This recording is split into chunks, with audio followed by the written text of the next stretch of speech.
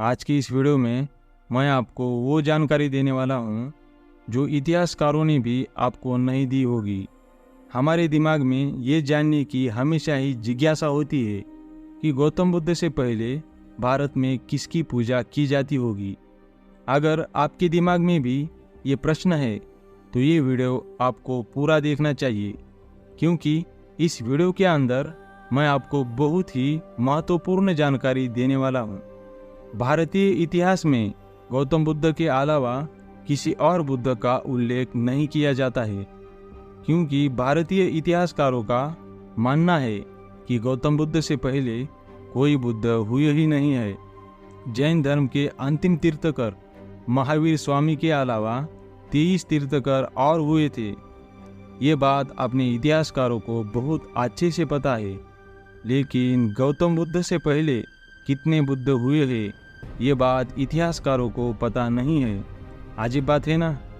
जिनके ऐतिहासिक साक्ष्य भी उपलब्ध नहीं है उनका इतिहास इतिहासकारों को पता है, लेकिन जिनके ऐतिहासिक साक्ष्य भी उपलब्ध है उनका इतिहास उन्हें पता नहीं है।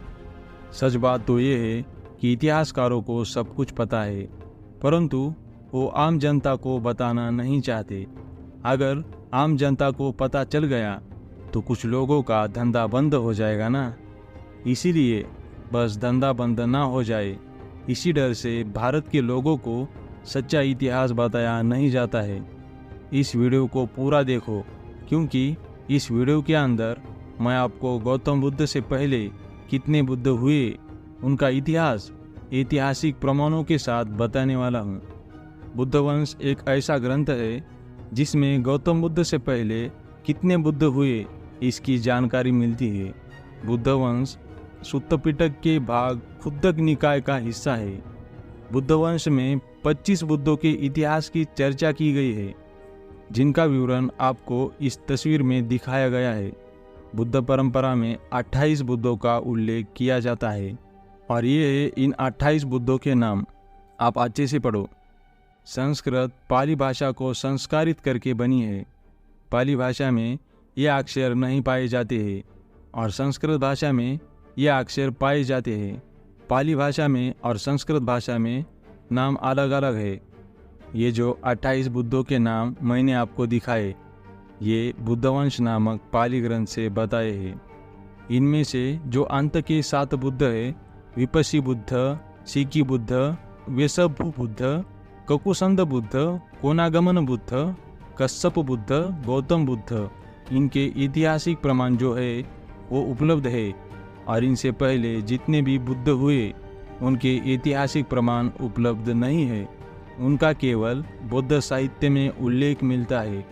इन्हें सप्त बुद्ध भी कहा जाता है, जिनका उल्लेख दिग्घनिकाय महापदान सूत्र में किया गया है।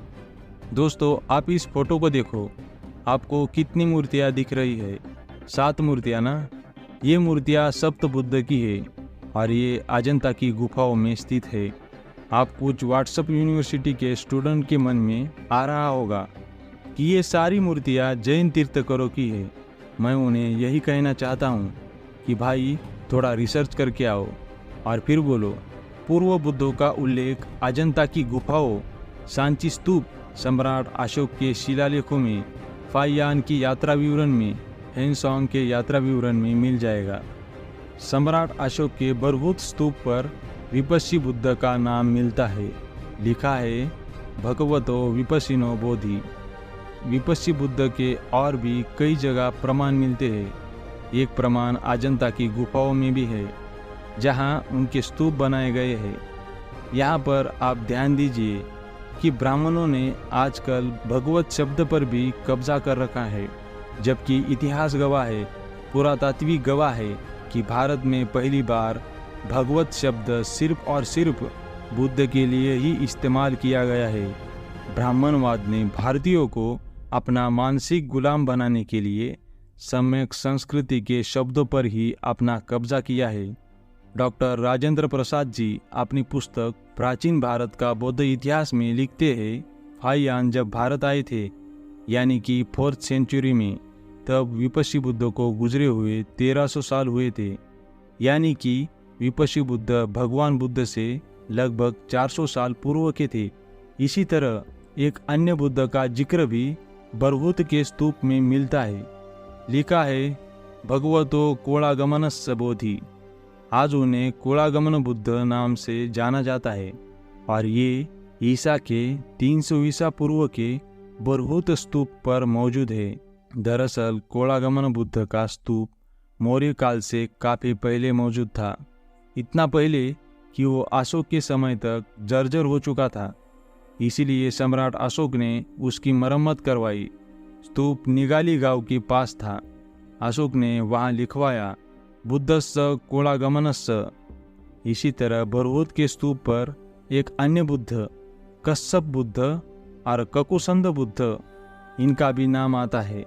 लिखा है, भगवतो ककुसंधस्य बोधि और भगवतो कश्यप बोधि। नेपाल के गुरी हवा में ककुसंद बुद्ध का स्मारक भी है। इस तरह से हम देखते हैं कि 28 बुद्ध, शाक्यमुनि बुद्ध के अलावा भी कई अन्य बुद्धों का उत्खनन प्रमाण शिलालेखों पर प्रमाण मिलता है। जहाँ तक जैन साहित्य की बात है, उसके प्रमाण बौद्ध मार्ग की तुलना में काफ़ी कम मिलते हैं।